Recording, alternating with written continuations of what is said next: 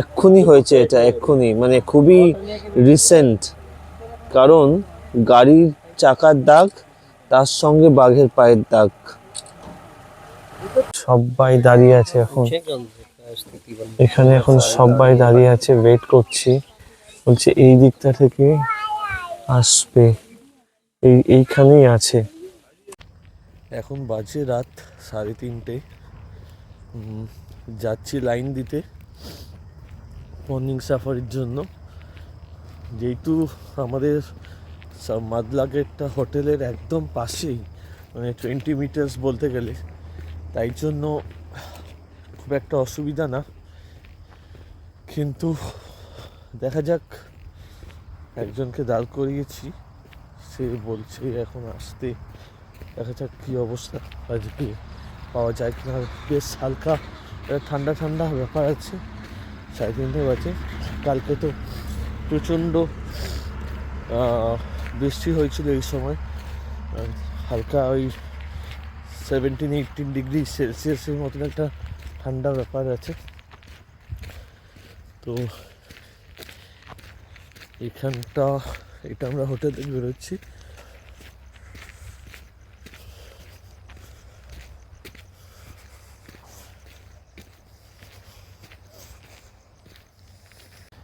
এই হচ্ছে রোড।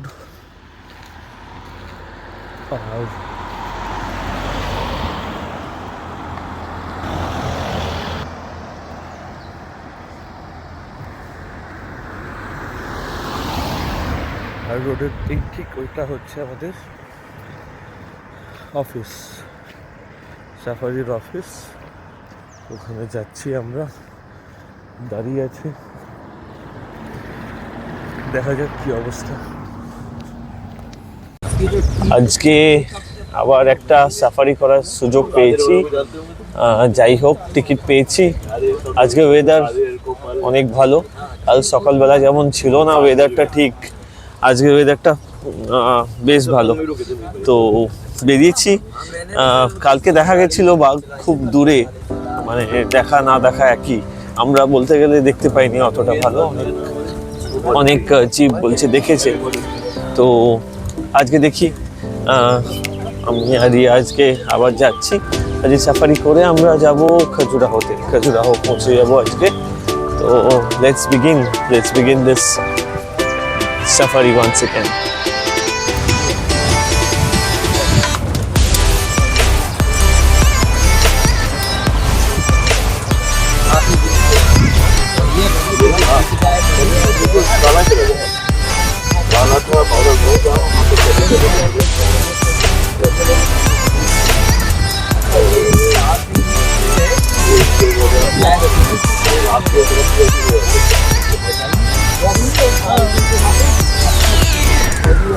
रात को बैटिंग की थी मैंने 3 साहब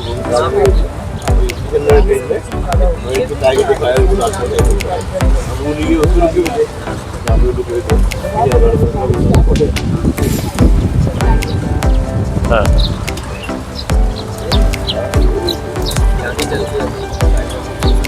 चलो ठीक है।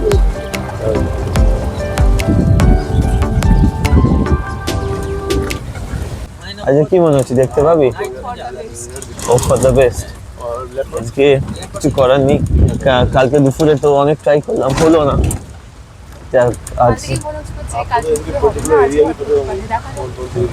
আজকে ভোর 3:30 সময় উঠে এখানে এসে, তাও যদিও বা একটা ছেলেকে দাঁড় করিয়েছিলাম, একদম রিয়া নিজের টাইমে এসছে। রিয়া কিন্তু 5:30টার সময়তেই এসছে।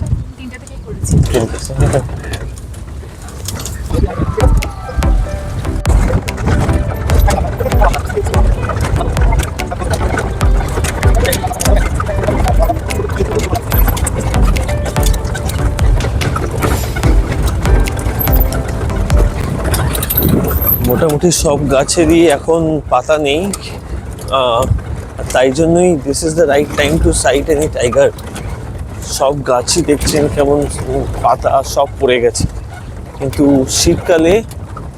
শীতকালে কিন্তু একদম আলাদা দৃশ্য থাকে। এই জন্যই গরমে কি হয়, সাইটিংটা ভালো হয়।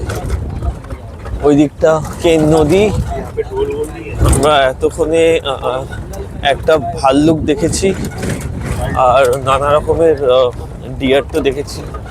আজকে আমাদের গাইড বলছে যে মানে হি ইজ ভেরি কনফিডেন্ট যে আজকে টাইগার দেখা যাবে। তো তার কনফিডেন্টের ওপর আমরা ভরসা করে আজকে এগোচ্ছি, তার কনফিডেন্সের ওপরই ভরসা করে আমরা এগোচ্ছি।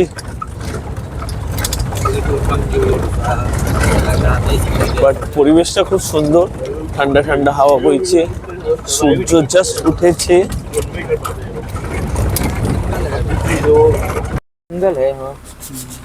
এই যে বাঘের পায়ের ছাপ, বাঘের পায়ের ছাপ এগুলো তাজাই তো।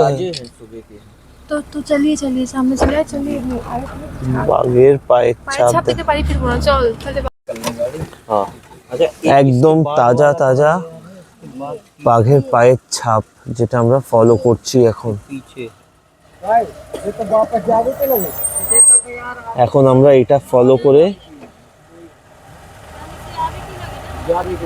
এক্ষুনি হয়েছে এটা, এক্ষুনি মানে খুবই রিসেন্ট, কারণ গাড়ির চাকার দাগ তার সঙ্গে বাঘের পায়ের দাগ। আমরা এখন এখানে দাঁড়িয়ে আছি সবাই। এই যে হাতে ওখানে ছিল, হাতের ওখান থেকে কনফার্মেশন দিচ্ছে যে এখানে বাঘ আছে। ওই যে এখানে হচ্ছে, ওখানে ওদের কাছ থেকে আমরা ইনফরমেশন পেলাম যে বাঘ এখানেই আছে। তো তাই আমরা এখানে সবাই দাঁড়িয়ে আছে এখন, এখানে এখন সবাই দাঁড়িয়ে আছে, ওয়েট করছি। বলছে এই দিকটা থেকে আসবে, এইখানেই আছে বাঘ। তো এই যে बैठो है ई वाले বলছে এখানে আছে। लोग दिख रहा है कहाँ बैठा है? এট লাস্ট আমরা দেখতে পেলাম, ভিডিও করতে পারিনি ফটো তোলার জন্য, বাট একদম সামনে দিয়ে গেছে বাঘ। দরকার হলে আমি ফটোটা দিয়ে দেবো। একদম গাড়ির সামনে দিয়ে ক্রস করেছে রাস্তা। অসাধারণ, অসাধারণ দেখেছি, है ना गली में है ना ফাটাফাটি এক্সপিরিয়েন্স। 43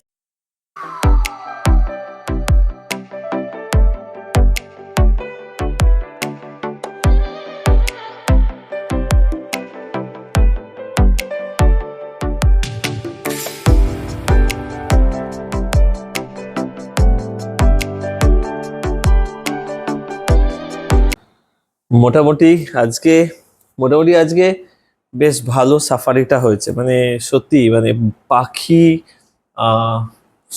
বাঘ তো আছেই, নানা রকম পাখি, এত এক্সেলেন্ট টাইপের পাখি। আর বাঘটা যা ভাবে দেখলাম আমরা, সত্যি খুব ভাল লাগলো। কালকে মোটামুটি সকালবেলা তো বৃষ্টি পড়ছিল, যার ফলে কিছু দেখতে পাইনি, বাঘ তো দেখতেই পাইনি।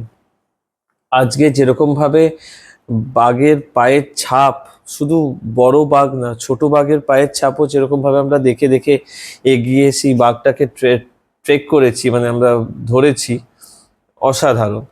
আর কালকে একটু ডিপ্রেস ছিলাম, কালকে অতটা মানে মন ভালো ছিল না, কারণ সকালবেলায় তো কিছু দেখতে পাইনি, দুপুরবেলা গিয়ে সাফারির কোনো কিছু পাইনি, টিকিট পাইনি, একটু ডিপ্রেস ছিলাম। আজকে হবে কি হবে না সেটারও একটা আনসার্টেনটি ছিল, যাই হোক হয়েছে। তো গুড নিউজ এটাই যে কিছু ভালো মেমোরিজ নিয়ে ব্যাক করছি। এখন আমরা পুরো মোটামুটি রেডি, সবকিছু গোছানো চলছে। এখন গাড়ি আসবে, আমরা যাব খাজুরাহোতে এখনো কিছু বুক করিনি, গাড়িতে যেতে যেতেই বুক করব। তারপরে ওখানে গিয়ে কথা হচ্ছে। চলো, টাটা।